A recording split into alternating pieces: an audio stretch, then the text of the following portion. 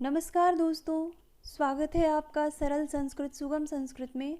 और मैं हूं प्रतिभा दीक्षित। आज हम बात करने वाले हैं छंद के विषय में। छंद एक ऐसा विषय है जो संस्कृत भाषा के सभी परीक्षाओं में आवश्यक रूप से शामिल होता है।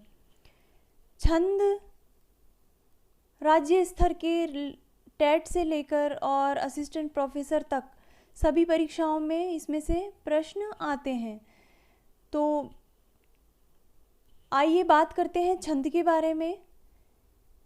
इस वीडियो में हम छंद के सामान्य परिचय के बारे में बात करेंगे। छंद की जो सामान्य भूमिका है कि छंद क्या होता है, छंद के विषय में जो प्रयुक्त शब्द हैं कि उनका क्या तात्पर्य है,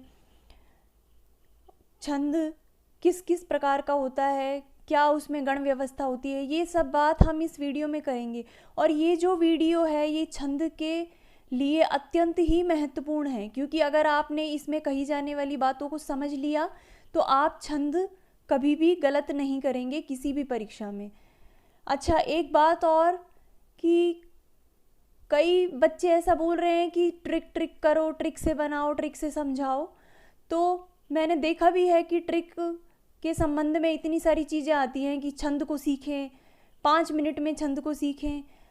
तो दोस्तों, मैं ये बात कहना चाहती हूँ कि सफलता का कोई शॉर्टकट नहीं है। अगर आपको चीज़ का बेस समझ आ गया, अगर आपने अपनी ज़िंदगी में किसी विषय के बारे में 1 घंटा लगाकर, 2 घंटे लगाकर उस विषय को समझ लिया, तो आपको कभी भी परेशानी नहीं आएगी। लेकिन अगर आपने 15 मिनट लगाई और उसकी ट्रिक्स याद करी, याद तो आपको ट्रिक्स भी करनी पड़ेंगी। अगर आपने ट्रिक्स याद करी और वहाँ आप भूल गए और आपको किसी भी विषय का जो बेस है, उसका जो आधार है, अगर आपको वो नहीं पता, तो फिर कुछ नहीं हो सकता। तो इसलिए किसी भी विषय को समझने के लिए उसके आधार को समझने की आवश्यकता होती है। और किसी भी प्रतियोगी परीक्षा को जो पास करने की जो है, उसमें ये आवश्यक है कि आपको विषय का ज्ञान हो और आप 1-2 नंबर से रहें नहीं, आप उस में पास हो जाएं। तो ये जो चीज़ है, विषय की गहरी समझ या फिर ट्रिक्स, इन दोनों में अंतर ये है कि ये ही जो है सिलेक्शन का एक अंतर बना देती है कि अगर आपको विषय की समझ है तो आप सेलेक्ट हो जाएंगे, और अगर आपने ट्रिक से करा है तो क्वेश्चंस आप कर देंगे एग्ज़ाम में। लेकिन वहाँ पे क्या है कि अगर 1-2 ट्रिक आप बाई चांस भूल गए और 1-2 चीज़ें दिमाग से निकल गई, और सब चीज़ों की तो आप ट्रिक्स भी याद नहीं कर सकते। अगर आप ट्रिक्स ही याद करें, याद तो आपको ट्रिक्स भी करनी पड़ेंगी। इससे अच्छा है कि आप विषय के बेस को समझ लें और फिर उससे आगे बढ़ें। तो चलिए बात करते हैं छंद के बारे में। छंद से परीक्षाओं में 2 तरह से प्रश्न पूछे जाते हैं।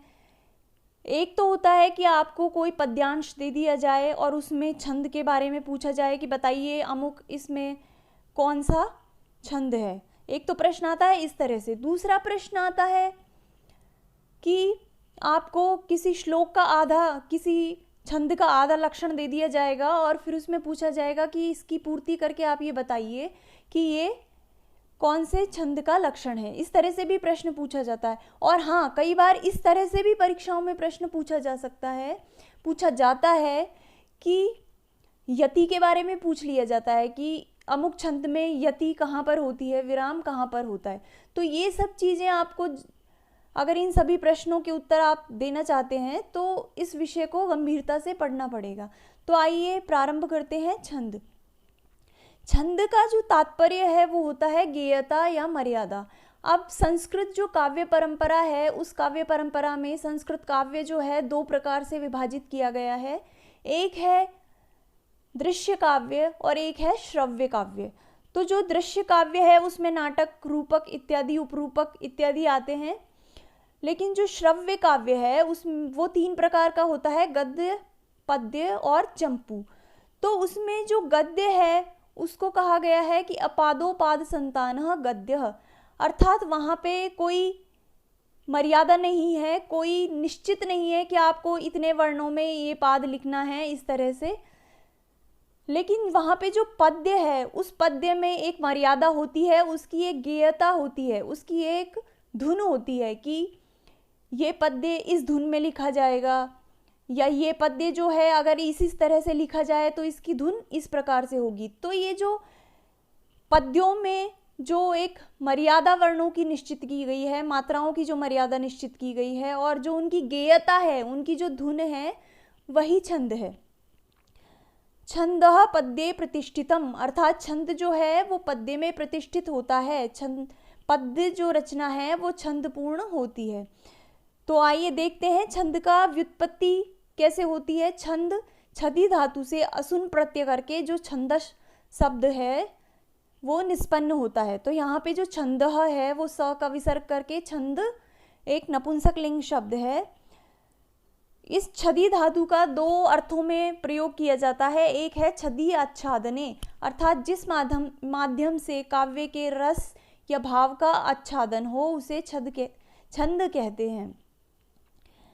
अर्थात ऐसा माध्यम जिससे काव्य का जो रस है या जो उसका भाव है वो पूरी तरह से ढक लिया जाए, उसको कहते हैं छंद। और दूसरा होता है छदि आह्लादने, अर्थात जिससे काव्य में आह्लादकत्व उत्पन्न हो, अर्थात जिससे काव्य में एक मधुरता उत्पन्न हो, एक आनंद उत्पन्न हो, जिस माध्यम से, उसे कहते हैं छंद। तो छंद एक ऐसी व्यवस्था है काव्य में जिससे उस पद्य में एक गेयता आ जाती है, उसका एक निश्चित मर्यादा आ जाती है और उस वजह से वो जो काव्य है, वो जो पद्य है, वो जो पढ़ने वाला है उसको अत्यधिक आनंद देता है।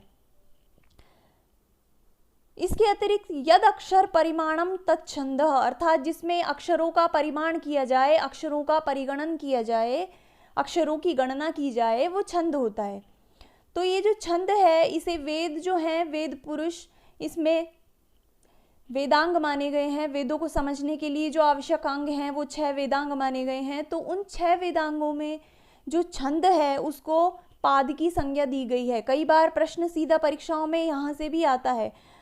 असिस्टेंट प्रोफेसर नेट लेवल के जो एग्ज़ाम्स हैं उनमें यहाँ से सीधा प्रश्न आता है कि आपको दे देगा पादौ तु वेदस्य किम, तो आपको बताना है छंद, व्याकरण, ऑप्शंस आएंगे। तो आप याद रखिए कि छंद जो है उसको वेद का पाद कहा जाता है। जैसे किसी व्यक्ति की पैरों के बिना गति नहीं हो सकती, उसी प्रकार छंद के बिना वेदों का जो ज्ञान है वो नहीं हो सकता। ये जो छंद परंपरा है इसका प्रारंभ भगवान शिव से माना जाता है। ऐसा माना जाता है कि जब भगवान शिव ने, जब वो नृत्य करते थे, तांडव नृत्य, और जब उन्होंने डमरू बजाया तो वहाँ से जो ये छंद परंपरा है ये वहाँ से प्रारंभ हुई है।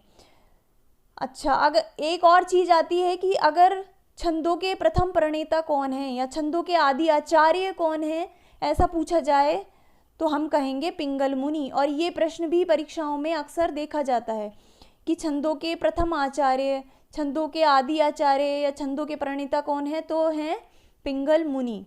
इनकी जो पुस्तक है उस पुस्तक का नाम है छंदः शास्त्रम या फिर छंदः सूत्रम। ये इनकी प्रसिद्ध पुस्तक है, इसका नाम भी आप ध्यान रखिए क्योंकि कई बार ये प्रश्न भी परीक्षाओं में पूछा जाता है। इसमें है 329 सूत्र, ये आपकी जानकारी के लिए है। हालांकि ऐसा कोई प्रश्न परीक्षाओं में पूछा नहीं जाता, लेकिन फिर भी आप याद रखिए कि ये जो छंदः शास्त्रम है, जो छंदः सूत्रम ग्रंथ रचना है जो पिंगल मुनि की, इसमें 329 सूत्र हैं। इसके अतिरिक्त कुछ और प्रचलित ग्रंथ हैं छंद के विषय में, जिनमें से भी कई बार प्रश्न आता है परीक्षाओं में, तो वो हम देखते हैं। एक तो है श्रुतबोध, उसके अतिरिक्त है सुवृत्त तिलकम और है छंदो अनुशासनम। छंदो अनुशासन का और श्रुतबोध का प्रश्न भी कई बार परीक्षाओं में पूछा गया है।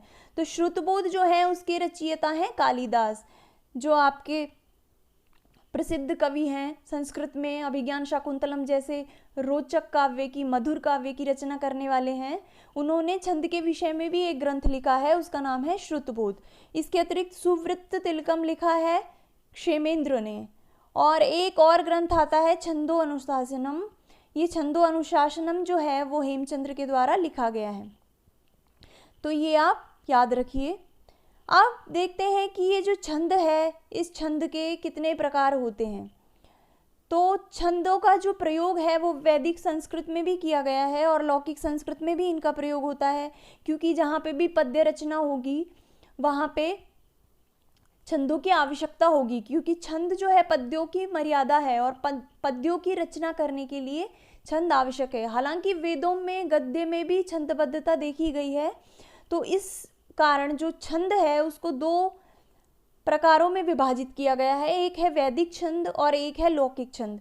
अब जो ये रीट और सीटेट, ये इस तरह के जो एग्ज़ाम्स हैं, इनमें जो प्रश्न है ये लौकिक छंद से ही पूछा जाता है, लेकिन आपको जानकारी होनी चाहिए कि लौकिक छंद के अतिरिक्त वैदिक छंद भी होता है और वैदिक छंदों से संबंधित प्रश्न असिस्टेंट प्रोफेसर और जो NTA NET JRF की जो परीक्षा है या जो राज्य स्तरीय सेट हैं उनमें भी ये प्रश्न वैदिक छंदों से संबंधित पूछा जाता है।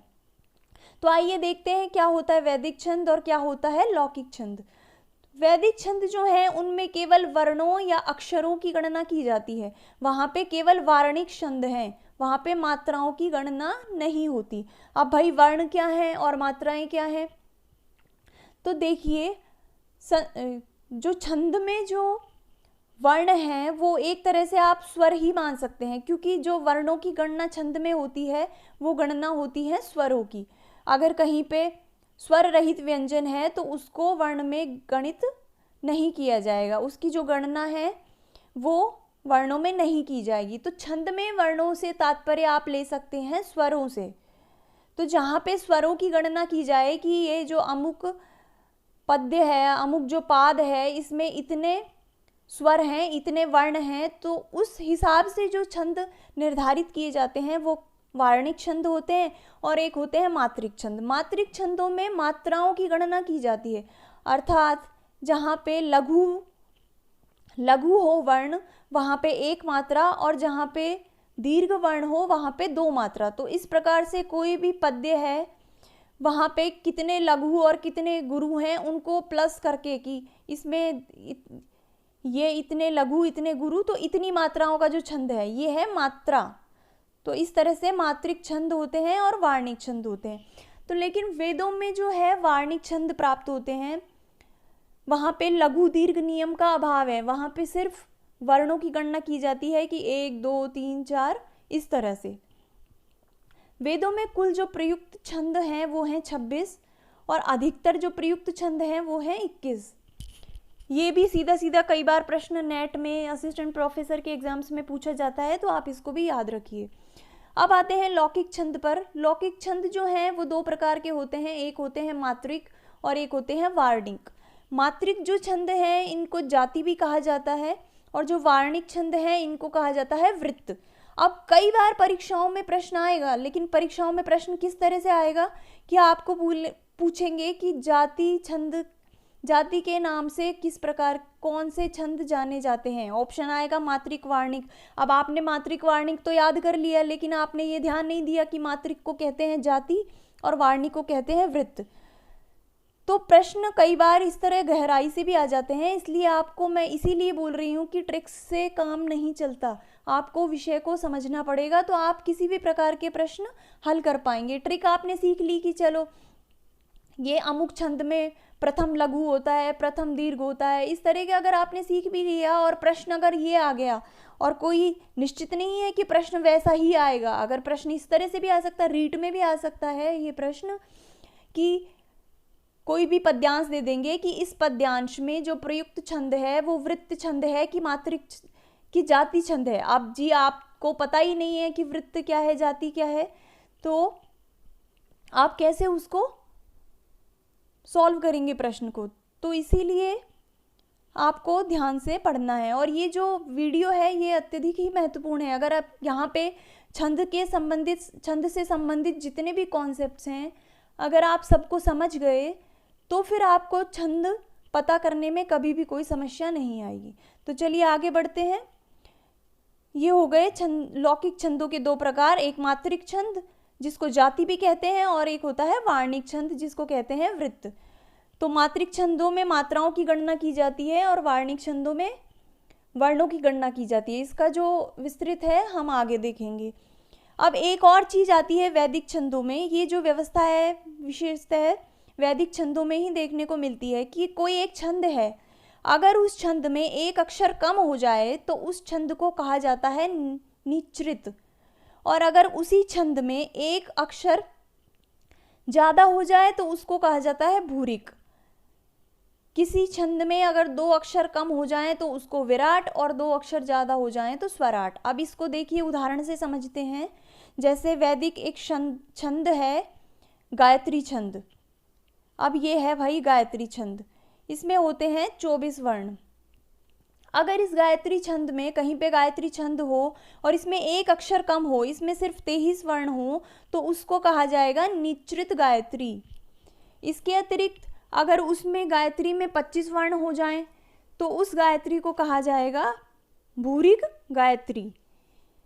अब अगर उसी गायत्री छंद में 2 अक्षर कम हैं और अगर हैं 22 वर्ण, 22 अक्षर, तो हम उस गायत्री को कहेंगे विराट गायत्री। इसी प्रकार अगर उसमें 2 अक्षर ज़्यादा हैं तो हम उसको कहेंगे स्वराट गायत्री। इस प्रकार तो ये होती है कि अगर एक अक्षर कम हो तो उसे कहा जाएगा निचृत, और अगर एक अक्षर ज़्यादा हो तो उसको भूरिक। अब इसको आप थोड़ा विजुअलाइज करके समझिए, आप इसको थोड़ा ग्राफ के द्वारा समझिए। अगर आप ऐसे इनको रट लेंगे तो निश्चित रूप से परीक्षाओं में भूल जाएंगे। और ये जो यहाँ से जो प्रश्न है वो मैंने देखा है कि वो असिस्टेंट प्रोफेसर में नेट में इस तरह के प्रश्न पूछे जाते हैं। कभी एमपी पीएससी में या फिर यूके पीएससी जो उत्तराखंड पीएससी है वहाँ के असिस्टेंट प्रोफेसर के एग्ज़ाम में ये प्रश्न पूछा गया है कि अगर एक अक्षर कम हो, एक अक्षर ज़्यादा हो, इस तरह का प्रश्न आया है वहाँ पे, तो कौन सा छंद होता है। तो आप इसको थोड़ा सा ग्राफ से दिमाग में विजुअलाइज करिए, क्योंकि जो दिमाग जो चीज़ों को ग्राफ से पढ़ता है वो, ये मानव मस्तिष्क का स्वभाव है, उसको वो कभी नहीं भूलता, लेकिन अगर पढ़ी हुई लिखी हुई जो शब्द हैं उनको भूल जाएगा। तो चलिए देखते हैं।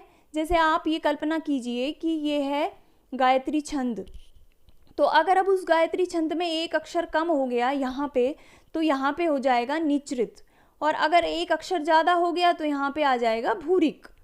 अगर अब उस गायत्री में 2 अक्षर कम करने हो तो यहाँ पे आ जाएगा विराट, और इसी प्रकार अगर उसमें 2 अक्षर ज़्यादा करने हो तो वो आ जाएगा स्वराट गायत्री। तो आप इस तरह से याद रखिए, इस तरह से। ऐसे ही अगर आप लौकिक छंद के जो प्रकार हैं, उदाहरण के लिए मैं बताती हूँ, अगर आप उनको ऐसे ग्राफ से ऐसा लिख के पढ़ेंगे, मात्रिक और जाति, वार्णिक और वृत्त, तो ये आपके दिमाग में ये जो ग्राफ है ये छप जाएगा। और जब परीक्षा होगी तो आप जब मात्रिक का नाम आएगा तो आपका दिमाग ये विजुलाइज करेगा कि मात्रिक के साथ लिखा हुआ था जाति। इस प्रकार तो ये हो गई वैदिक छंदों में निचृत, भूरिक, विराट और स्वराट की व्यवस्था। अब छंदों से संबंधित कुछ पारिभाषिक शब्द होते हैं। छंदों में किन्हीं स्पेशल शब्दों का प्रयोग किया जाता है। अगर आप उन शब्दों को समझ गए तो छंद का बस आपको लक्षण एक लाइन याद करने की ज़रूरत है, आप छंद का प्रश्न कभी भी गलत नहीं करेंगे। तो आइए देखते हैं कौन कौन से पारिभाषिक शब्द जो हैं वो छंदों में प्रयुक्त किए जाते हैं। तो सबसे पहला जो पारिभाषिक शब्द है वो है मात्रा। किसी भी वर्ण का जो उच्चारण का काल है वो मात्रा कहलाता है। वर्ण के उच्चारण के काल को मात्रा कहते हैं। अर्थात कोई वर्ण अगर एक मात्रिक है, एक मात्रा में उसका जो उच्चारण है वो एक वर्ण के समान है, तो वो होता है एक मात्रिक, और उसको कहते हैं ऋष्व।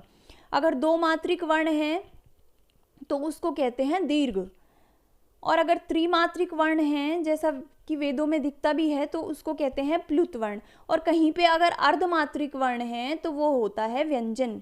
जैसे उदाहरण के रूप में आप देखिए, ये जो अ है, अ, इसमें एक मात्रा है तो ये हो जाएगा ऋष्व वर्ण, ऋष्व मात्रा, एक मात्रिक ऋष्व वर्ण। और अगर ये आ हो तो इसमें 2 मात्राएं होने से ये हो जाएगा दीर्घ। इसके अतिरिक्त अगर अ प्लुत हो तो इसमें हो जाएगा त्रिमात्रिक, इसमें लिखेंगे हम 3 मात्राएं। गणना जब मात्राओं की करेंगे तो वहाँ पे 3 होगा। और अगर कहीं व्यंजन हो स्वर से रहित व्यंजन हो, जैसे कि हल। इस शब्द में देखिए यहाँ पे जो ह है, अगर हम इसमें मात्राओं की गणना करें तो इसको हम अर्धमात्रिक में मानेंगे, अर्थात इस ह में जो अ है, अगर इस शब्द में हम मात्राओं की गणना करें तो ह में है अ, और अ है ह्रस्व। ह्रस्व के लिए एक मात्रा का प्रयोग होता है, तो यहाँ पे हम लिखेंगे एक, और ल जो है अर्धमात्रिक है, एक मात्रिक भी नहीं है। तो ये जो शब्द है हल, इसमें कितनी मात्राएं हैं? सिर्फ एक। इसमें अगर आप अक्षर देखें, वर्ण देखें तो 3 है, एक जो है स्वर है और 2 व्यंजन है, किंतु अगर यहाँ मात्राओं की गणना करेंगे तो यहाँ पे मात्रा है एक। इस प्रकार छंदों में जो वर्णों की व्यवस्था है वो ज़्यादातर वो स्वरों के हिसाब से ही चलती है। तो ये हो गई मात्राएं। अब एक और शब्द प्रयोग होता है छंदों में, वो है पाद। भाई पाद क्या है? श्लोकस्य चतुर्थो अंशः पादः, अर्थात किसी भी श्लोक का जो चतुर्थ अंश है वो पाद कहलाता है। कोई भी पद्य है, कोई भी श्लोक है, उसका जो चतुर्थ अंश है, उसका जो चौथाई जो टुकड़ा है, उसको कहते हैं पाद। अब प्राय जो चतुर्थ अंश है वो होता है पाद, लेकिन इसका तात्पर्य ये नहीं है कि हर छंद में 4 ही पाद होंगे। वैदिक छंदों में ऐसे भी छंद देखे जाते हैं जिनमें सिर्फ एक ही पाद हो, जिनमें सिर्फ 2 पाद हो, 3 पाद हो या 4 पाद हो। तो ये एक पाद की सामान्य परिभाषा बनाई गई है कि जो श्लोक का जो चतुर्थ अंश होता है उसको पाद कहते हैं। तो जहाँ पे भी पाद का अर्थ आएगा तो आप समझ लेंगे उस श्लोक का चतुर्थ अंश। ये जो पाद है ये 2 प्रकार के होते हैं। पहला होता है विषम पाद, उसको अयुक्त पाद भी कहते हैं, और दूसरा होता है सम या युक्त पाद। अब विषम पाद क्या है? किसी भी पद्य में जो पहला और तीसरा पाद है वो विषम पाद कहलाते हैं या फिर कहलाते हैं अयुक्त पाद। इसके अतिरिक्त जो दूसरे और चौथे ये जो पाद हैं किसी पद्य में, किसी श्लोक में, वो कहलाते हैं सम या युक्त पाद। तो ये हो गए 2 प्रकार के पाद। अब एक तीसरा जो पारिभाषिक शब्द ज़्यादातर प्रयोग किया जाता है छंदों में वो है यति। यति का तात्पर्य क्या है? यति का तात्पर्य है विराम, कहीं पे रुक जाना, विश्राम करना, इसको विरति भी कहते हैं। तो यति का तात्पर्य है कि छंद के उच्चारण में जहाँ पर भी कहीं पे रुका जाता है। अब भाई मान लो चलो छोटे छंद हैं, अनुष्टुप है वो 8 ही वर्ण का है, उसको बोल दिया एक सांस में, लेकिन श्रगधरा बहुत बड़ा छंद है। अब हर कोई व्यक्ति लगातार इतना लंबा छंद नहीं बोल सकता, तो इसके लिए छंदों में रुकने की व्यवस्था है कि जब आप छंदों का उच्चारण करें तो इन स्थानों पर इन छंदों में रुका जाएगा। तो वो जो रुकना है, जो विराम है, जो विश्राम है, वो यति कहलाता है। यति विच्छेद संगिता, अर्थात विच्छेद होना, रुकना, विराम करना, ये यति नाम उसका होता है, उसकी यति संज्ञा होती है, अर्थात यति नाम से जाना जाता है। तो जहाँ कहीं पे भी छंद में बीच में वर्णों के उच्चारण स्थान में जहाँ कहीं भी, या तो बीच में या पाद के अंत में, जहाँ कहीं भी रुकते हैं उसको यति कहते हैं। पादों के अंत में छंदों में अवश्य ही यति होती है। इसके अतिरिक्त कई छंद ऐसे हैं जहाँ पे मध्य में भी यति का नियम बनाया गया है। तो वो हम देखेंगे कि कौन से छंद में, जब हम छंदों को स्पेशली पढ़ेंगे, उनके लक्षण पढ़ेंगे, तो वहाँ पे हम देखेंगे कि किस छंद में कहाँ पे यति का विधान किया गया है। इसके अतिरिक्त एक और आते हैं पारिभाषिक शब्द गुरु और लघु। अब छंदों में गुरु और लघु का क्या मतलब है तो वो देखते हैं कि जहाँ लघु को देखते हैं पहले कि जहाँ पे भी ह्रस्व स्वर हो वहाँ पे लघु होता है। ह्रस्व स्वर में आते हैं अ, ई, उ, री और री। ये जहाँ पे भी हो वहाँ पे ह्रस्व स्वर होता है और उसको लघु कहते हैं। और लघु के लिए जो चिन्ह प्रयोग होता है वो चिन्ह होता है इस तरह से, एक खड़ी रेखा, आई के जैसा आप समझ सकते हैं, एक खड़ी रेखा इसके ऊपर लगा दिया, इसका तात्पर्य ये है ह्रस्व स्वर। तो ह्रस्व स्वर कहाँ हो, ह्रस्व लघु वर्ण कहाँ होता है? एक तो ह्रस्व स्वर में होता है और एक जो एक मात्री व्यंजन है वहाँ पे होता है। अब उसके बाद बात आती है दीर्घ, कि दीर्घ कहाँ पे मानेंगे, दीर्घ क्या होता है? तो दीर्घ में सबसे पहले तो आते हैं जो हैं दीर्घ स्वर, वो उनमें है आ, ई, उ, री, ए, ओ, आई, औ। ये जो स्वर हैं ये दीर्घ स्वर हैं, तो जहाँ पे भी ये आ जाएं वहाँ पे दीर्घ होगा, वहाँ पे हम दीर्घ वर्ण मानेंगे। इसके अतिरिक्त जहाँ पे द्विमात्रिक व्यंजन आ जाए वो तो सेम ही बात है कि अगर किसी व्यंजन में ह में आ लगा हो तो ये जो द्विमात्रिक व्यंजन है ये दीर्घ, इसकी जो गणना है वो दीर्घ स्वर में होगी। और दीर्घ के लिए जो चिन्ह को प्रयोग करते हैं वो है अवग्रह चिन्ह के जैसे, या आप अंग्रेजी के एस के समान इसको समझ सकते हैं। तो दीर्घ के लिए जो चिन्ह प्रयोग किया जाता है वो है ये। इसके अतिरिक्त जो अनुस्वार युक्त व्यंजन है, जहाँ पे कोई व्यंजन अनुस्वार से युक्त हो तो वो दीर्घ कहलाएगा। इसके अतिरिक्त किसी व्यंजन के बाद में जैसे कि रामः, तो यहाँ पे ये जो माँ है इसके पश्चात विसर्ग लगा हुआ है, तो इस माँ जो है ये दीर्घ हो जाता है।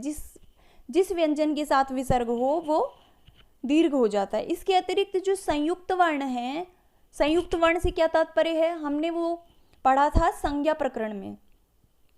संज्ञा प्रकरण में था एक संयुक्त जहाँ पे हल साथ साथ हो, उनके बीच में कोई व्यंजन ना हो, 2 या 3 हल साथ हों तो उन हलों की होती है संयोग संज्ञा।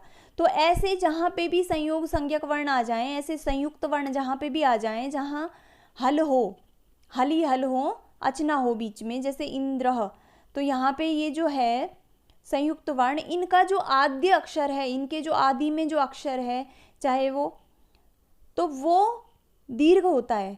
अब छंदों में आप एक बात ध्यान रखिए कि कहीं पे भी जहाँ हमें या तो मात्राओं की गणना करनी है या लघु गुरु की गणना करनी है, वहाँ पे हमको एक चीज़ याद रखनी है कि किसी भी वर्ण को लघु या गुरु निर्धारित करने के लिए हम उसके आगे वाले वर्ण को देखते हैं, कभी भी हम इसमें पीछे नहीं देखेंगे। आप ऐसा मान लीजिए ये एक कोई आप किसी सड़क पर जा रहे हैं, किसी वाहन से कोई सवारी कर रहे हैं और अगर आपने पीछे देखा तो हो जाएगी गड़बड़, तो हो जाएगा एक्सीडेंट। इसलिए आपको आगे देखना है हमेशा। तो किसी भी छंद में लघु गुरु का निश्चय करते वक्त आपको उस वर्ण से पहले देखना है, उस वर्ण के पहले नहीं देखना। अगर पहले देखा तो होगी गड़बड़, उसके आगे देखना है। तो अगर उस किसी भी व्यंजन के, जैसे इंद्र, यहाँ पे ई जो है वो लघु है, तो यहाँ पे लघु के लिए 1 होना चाहिए था, किंतु हम इसको निर्धारित करने से पहले, इंद्र को निर्धारित करने से पहले इसके आगे देखेंगे तो यहाँ पे हमको मिलते हैं संयुक्त व्यंजन। और अगर इसके आगे संयुक्त व्यंजन है तो ये लघु ना होकर ये हो जाएगा दीर्घ, इस तरह से। अभी हम कोई दूसरा उदाहरण देखते हैं। एक शब्द लेते हैं ऐश्वर्य प्रधानः। आप देखिए इसमें यहाँ पे एक बात, अभी हम यहाँ पे समझ जाएंगे कि किस तरह से लघु गुरु होता है। ये जो आई है ये दीर्घ है और इसके आगे भी देखना है। ऐसा नहीं है कि आप सीधा आई देख के इसके ऊपर आप लघु गुरु लगा दें, आप इसके आगे देखिए, यहाँ पे है अर्ध व्यंजन, अर्धमात्रिक व्यंजन है यहाँ पे, तो इसकी वजह से यहाँ पे हो जाएगा दीर्घ। अब अर्ध व्यंजनों की गणना नहीं होती छंदों में, तो ये हो गया इसके साथ। अब इसको छोड़ दीजिए। अब है ऐश्वर्यम या ऐश्वर्य प्रधान शब्द ले लीजिए आप। अब ये हो गया गुरु, अब इसको छोड़ दिया क्योंकि ये इसके साथ ही हो गया, तो ये हो गया गुरु। अब व, अब आप सीधा व को लघु ना करिए, क्योंकि व को देखिए कि व के सामने, व के आगे जो है र, ये इसमें मिलेगा तो व भी हो जाएगा गुरु। इसके बाद र तो उसके साथ हो गया, र को देखकर तो हमने व को चिन्हित कर लिया। अब य बचा। अब य को आप सोचेंगे कि ये लघु कर दे, नहीं, उसके भी आगे देखिए, ये जो प्र है इसमें जो प और र हैं, इसकी वजह से इस य में, उस य के आगे ये व्यंजन होने से, अर्धमात्रिक होने से इस य को भी दीर्घ हो जाएगा। अब बचा प, तो प है, अब आपको दिखने में तो यहाँ पे लग रहा है प्रधान। आप बोलेंगे जी ये तो संयुक्त है, लेकिन जो संयुक्त होता है वो दीर्घ नहीं होता। संयुक्त से आदि का, उससे पहले का जो अक्षर है वो दीर्घ होता है। तो यहाँ पे जो प है वो य के साथ चला गया, यहाँ पे सिर्फ बचा र, तो ये र को हम कर देंगे लघु। उसके बाद धा, तो धा को हो जाएगा दीर्घ, और प्रधान न अगर है तो विसर्ग होने से इस न को भी हो जाएगा दीर्घ। तो इस प्रकार से लघु और दीर्घ की जो व्यवस्था है वो होती है। और कई बार पाद के अंत में स्थित जो अक्षर लघु है, जो लघु अक्षर है, उसको विकल्प से गुरु भी मान लिया जाता है। कई बार ऐसा प्रसंग हो जाए कि पाद पूर्ति का प्रसंग हो किसी वर्ण में, मान लीजिए आप किसी छंद में 11 वर्ण हैं, तो वहाँ पे अगर कभी किसी प्रसंग में लघु आ जाए पाद के अंत में, तो उसको पाद पूर्ति के प्रसंग में गुरु मान लेते हैं। अब एक और पारिभाषिक शब्द आता है, वो है गण। गण क्या होता है? वर्ण त्रिकम गणः, अर्थात जो 3 वर्णों का समूह है वो गण कहलाता है। 3 वर्णों के समूह छंद की व्यवस्था में बनाए गए हैं, तो उन 3 वर्णों का जो समूह है उनको गण कहते हैं। अब इसका एक गण सूत्र है, आप इसको याद कर लीजिए। अगर आपने ये गण सूत्र याद कर लिया तो बस आपका काम हो गया। और अगर आपने इसको समझ लिया कि किस तरह से 3 गण बन रहे हैं, तो आप बस छंद का लक्षण मात्र याद कर लीजिए, तो आपको वहाँ पे पता चल जाएगा कि इस छंद में इतने वर्ण हैं, ये वाला गण ये ऐसे आता है। तो देखते हैं किस प्रकार से होता है। ये एक सूत्र है, यमाता राजवान सलगा। इसमें से 8 जो गण हैं वो बनाए गए हैं। अब गण बनाने के लिए वर्ण त्रिकम 3 वर्णों का समूह लेना पड़ेगा। तो सबसे पहले ये 3 वर्णों का समूह लेते हैं, यमाता, तो ये हो गया यगण। यगण में एक मात्रिक है, तो यहाँ पे हो जाएगा लघु। लघु के लिए चिन्ह ये लगाएंगे। माँ है दीर्घ, तो दीर्घ के लिए चिन्ह ये, और ता हो गया दीर्घ। तो इस प्रकार जो यगण में जो आते हैं वो हैं लघु, गुरु, गुरु। इसी प्रकार अगर माता बनाना है हमको, तो माता माँ से स्टार्ट करके 3 वर्ण लेंगे, माँ तारा। तो जो मगण है, मगण में माँ गुरु, ता गुरु, रा गुरु। तो इस प्रकार मगण में हो जाएंगे 3 गुरु। इसी तरह हम सारे जो हैं गण उनको बना लेंगे। एक बार बनाना सीख गए तो हमको पता चलेगा कि किस तरह कौन से गण में कौन से लघु दीर्घ का क्या क्रम होता है। तो इसी प्रकार जैसे तगण में ताराज, उसके बाद रगण में राज भा, उसके बाद जगण में ज भा न, उसके बाद भगण में भा न स, उसके बाद नगण में न स ल, और सगण में स ल गा, और उसके बाद लघु और गुरु। तो इस तरह से गणों की व्यवस्था संस्कृत में छंद के विषय में की गई है।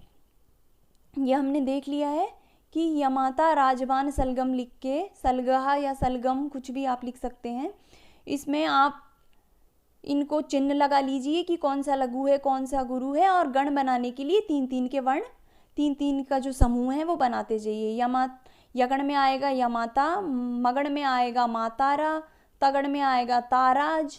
इसी तरह से सभी गण जो हैं बन जाते हैं। अब एक और चीज़ आती है यहाँ पे छंदों के विषय में, ये है वृत्त भेद। वृत्त, अब याद करिए आपने जो पीछे ग्राफ देखा था, वृत्त कहाँ पे लिखा हुआ था? वार्णिक के साथ, व। तो जो वृत्त है, जो वार्णिक छंद है, वो 3 प्रकार का होता है, जहाँ पे वर्णों की गणना करके छंद का निर्धारण किया जाता है। ऐसा वार्णिक छंद 3 प्रकार का होता है। अब वो कौन सा होता है देखते हैं। एक होता है समवृत्त छंद। समवृत्त अर्थात जिनके चारों पादों में वर्णों की संख्या समान हो, उसको कहते हैं समवृत्त छंद। जैसे कि इंद्र वज्रा, उपेंद्र वज्रा, वंशस्थ, ये जो छंद हैं इनमें सभी पादों में 11 वर्ण होते हैं, वंशस्थ में 12 वर्ण होते हैं। तो इनमें चारों पादों में, जिन भी छंदों में चारों पादों में वर्णों की संख्या समान हो, तो वो कहलाते हैं समवृत्त छंद।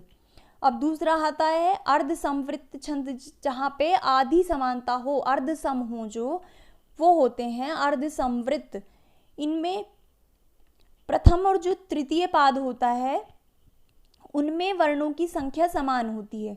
इसके अतिरिक्त जो दूसरा और चौथा पाद होता है वहाँ पे वर्णों की संख्या समान होती है। जैसे वियोगिनी छंद है, वियोगिनी में पहले और तीसरे में होते हैं 10 वर्ण, और दूसरे और चौथे पाद में होते हैं 11 वर्ण। वो हम आगे विस्तृत रूप से देखेंगे जब हम छंद पढ़ेंगे। अब तीसरे प्रकार की ओर चलते हैं। जो वार्णिक वृत्त जो छंद हैं उसका तीसरा जो भेद होता है वो होता है विषम वृत्त छंद। विषम वृत्त छंद क्या होता है? जहाँ पे विषमता हो, जहाँ पे सभी पादों में वर्णों की संख्या अलग अलग हो, तो वो कहलाते हैं विषम वृत्त छंद। ये छंद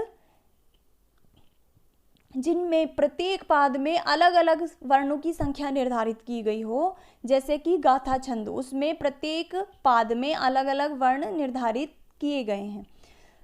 तो ये कुछ शब्द हैं जिनका छंदों में बार बार प्रयोग किया जाएगा। जब छंद पढ़ेंगे हम कि यहाँ पे इतने पाद होते हैं, इतने वर्ण होते हैं, तो यहाँ पे यति होती है, तो ये कुछ शब्द हैं जो अगर आपकी समझ आ गया तो आप छंदों के लक्षण याद करने से आपका काम हो जाएगा। इसके अतिरिक्त छंदों में कुछ ऐसे सांकेतिक शब्द प्रयुक्त हैं जो हमको संख्याओं का ज्ञान कराते हैं। छंदों के जो लक्षण दिए गए हैं उनमें कुछ ऐसे शब्द हैं जो संख्याओं का संकेत करते हैं। तो आइए देखते हैं ऐसे शब्दों के बारे में। इसमें कुछ आपको रटने की ज़रूरत नहीं है, आप इसमें थोड़ा सा अपना दिमाग लगाइए और सोचिए, तो आपको जो शब्द हैं उनसे संख्या का पता चल जाएगा कि इस शब्द की क्या तात्पर्य हो सकता है, इस शब्द से तात्पर्य कितनी संख्या हो सकती है। जैसे आइए देखते हैं। पहला है, अगर कहीं पे चंद्रमा शब्द प्रयुक्त हो, चंद्र शब्द प्रयुक्त हो, पृथ्वी प्रयुक्त हो, तो वो कितनी संख्या का ज्ञान कराता है? एक संख्या का। क्यों भाई? क्योंकि चंद्रमा एक ही है। ऐसा नहीं है कि जगत में, इस संसार में दो चंद्रमाएं, चंद्रमा है एक, इसी तरह से पृथ्वी है एक। तो जहाँ पे भी चंद्रमा और पृथ्वी ये शब्द प्रयुक्त हो, वहाँ पे हम संख्या का मतलब, वहाँ पे हम संख्या मानेंगे एक।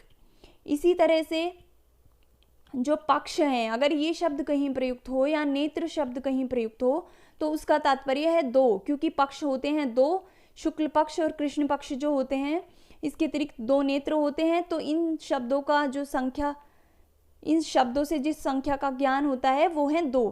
अब गुण, अग्नि या राम, जहाँ पे भी ये प्रयुक्त हों, तो जैसे सतगुण, रजोगुण, तमोगुण, इसी प्रकार से 3 प्रकार की अग्नियाँ, तो जहाँ पे गुण, अग्नि और राम ये शब्द प्रयुक्त हों, वहाँ पे संकेत किया गया है 3 संख्या का, यानी उस राम शब्द का मतलब है 3, उस गुण शब्द का मतलब है 3। उसी प्रकार अगर वेद, आश्रम, वर्ण, युग या अवधि या जल जहाँ पे भी प्रयुक्त हो, वहाँ पे 4, उसका मतलब समझना है हमको 4। जहाँ पे भी, क्योंकि वेद 4 हैं, आश्रम 4 हैं, वो हम सब जानते हैं, वर्ण 4 हैं, युग 4 हैं, अवधि 4 हैं, तो इस अर्थ में जहाँ पे भी इन शब्दों का प्रयोग होगा वहाँ पे इनका मतलब होगा 4। उसके बाद आता है शर, जो कामदेव के जो 5 शर बताए गए हैं, तो शर होते हैं 5, इंद्रिय 5, भूत भी 5 होते हैं, पंच महाभूत, और तत्व भी 5। तो इस प्रकार से जहाँ पे भी ये शर, इंद्रिय, भूत और तत्व ये शब्द आ जाएं, उनका मतलब होगा 5। शास्त्र, रस और ऋतु, यहाँ पे जो शब्द आ जाएं इनमें से कोई भी, तो उनका तात्पर्य होगा 6। शास्त्र जो ये बताया गया, आनुवीक्षिकी आदि जो 6 शास्त्रों का उल्लेख किया गया है, तो उस अर्थ में जहाँ पे भी शास्त्र शब्द आ जाए तो उसका तात्पर्य रस 6 होगा। इसी प्रकार से रस 6 माने गए हैं, ऋतुएं 6 हैं, तो जहाँ पे भी इन शब्दों का प्रयोग हो वहाँ पे हम उनका अर्थ लेंगे 6।